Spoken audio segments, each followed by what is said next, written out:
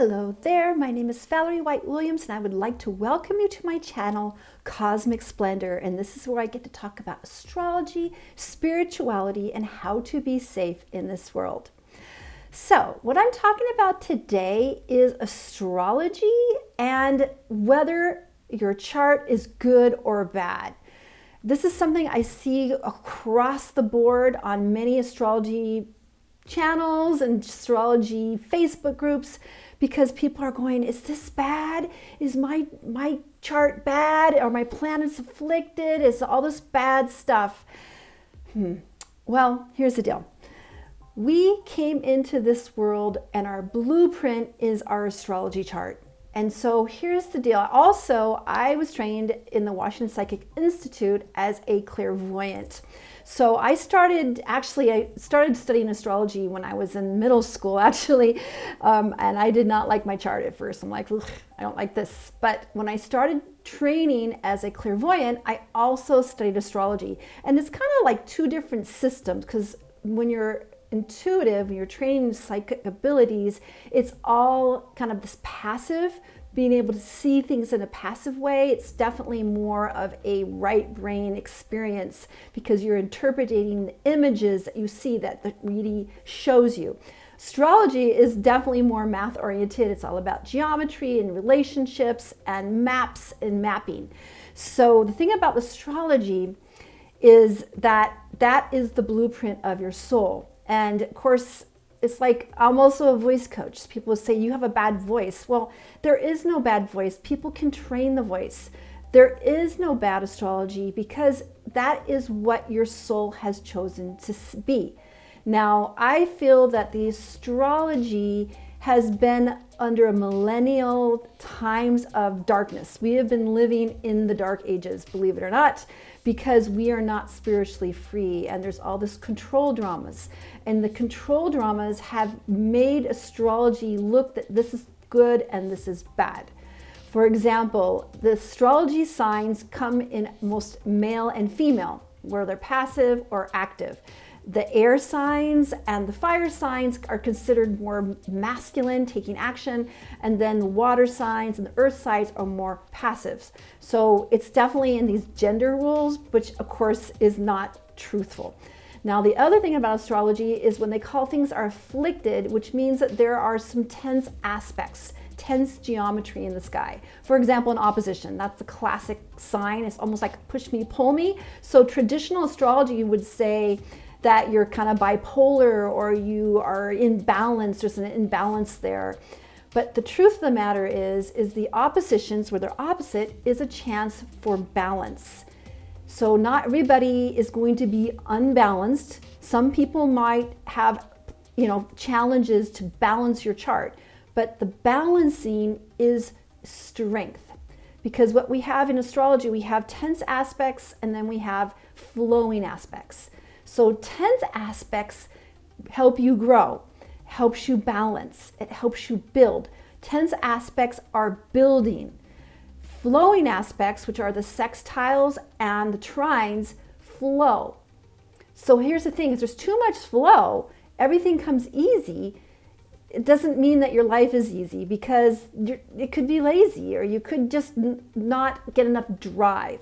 And then you see a chart that has lots of squares and oppositions, and it's like full of this tension. But here's the deal, people take that tension and then they build something, they grow it. So there's just this bias against certain things like that. Like I go on an astrology page and people are like, oh, am I afflicted? I have all these problems. You did not choose this life to be a problem. You came here to balance and to grow into your chart. There is no bad chart. And if someone says that, I would walk out of the room, because it's really about what you take with it. It's just like voice. You can have a great voice and you can still grow your voice. And your chart is what you came here to do.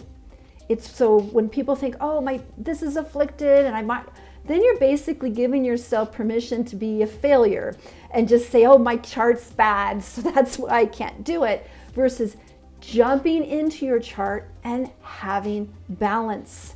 It's all about balancing. And unfortunately, in our crazy world that's upside down, balance is a hard thing to do.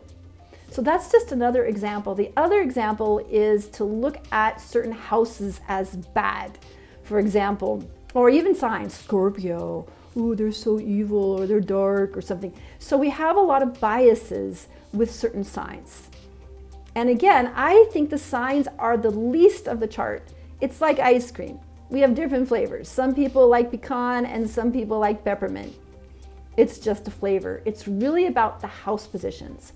So some house positions also have a negative sign or a negative spin, and they tend to be the 8th house and also the 12th house. So I just want to bang my head against the wall when people think about the 12th house, saying that's the secret enemies. You have secret enemies, or you're going to be in an institution, or you're going to be like depressed in a crazy house. Really. Now, just saying, 100 years ago, that could be the case because mysticism has not been respected in our culture, not for a long, long, long time.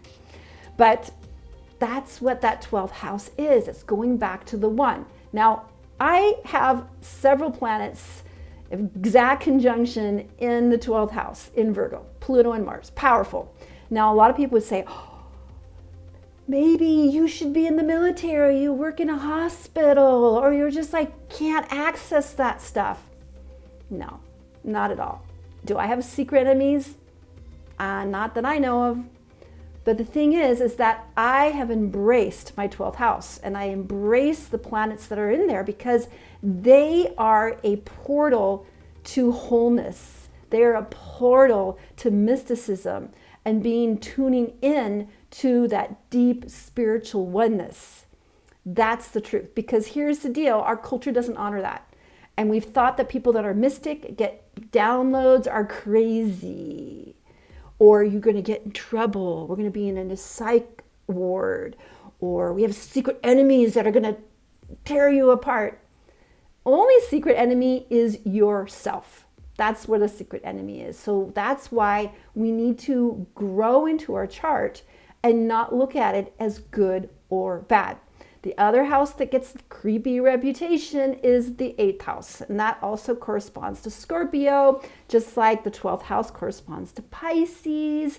But that dark house, it's like they're into darkness, they could be corrupt, they could be manipulative. Yeah, they could. But here's the deal.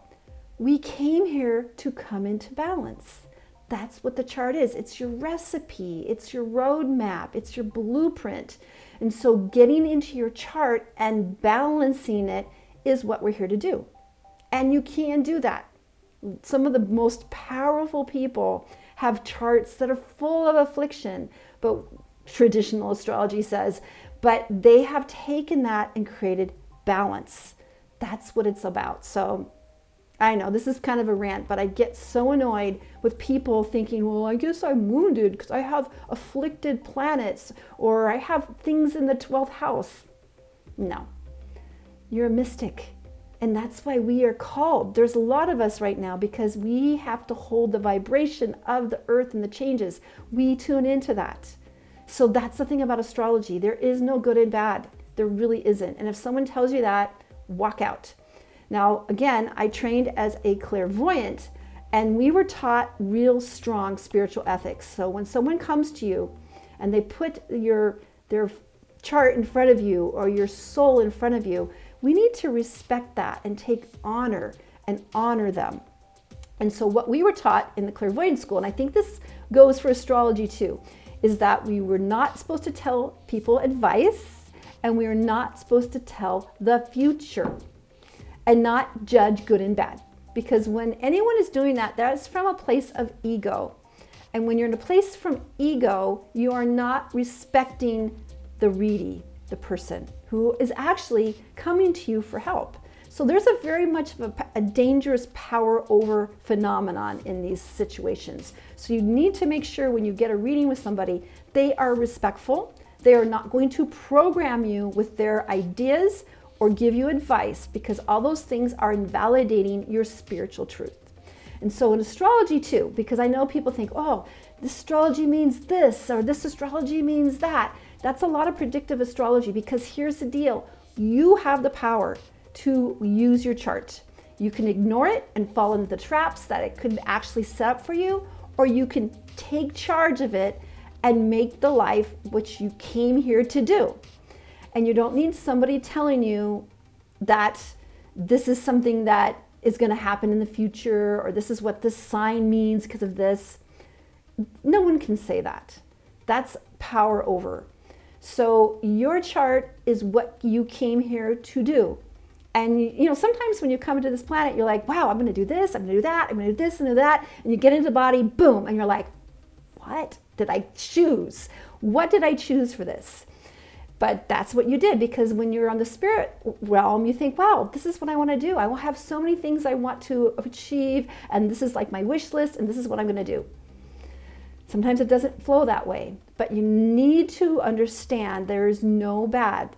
There is only what you make of it, just like everything else. You have the power to have a chart and not manifest it or be angsty about it, or you can dive in and take the challenge that you chose for this life. So no bad astrology. That's my opinion, and I'll stand by that. Other people might disagree, but we came here for a very direct purpose, and it's all about coming into balance. All right, so I hope this resonated with you guys. Don't feel bad about having a bad chart reading. And here's the thing too. Every astrologer is going to see things differently. So that's another thing, is some people go, well, I already had my chart reading.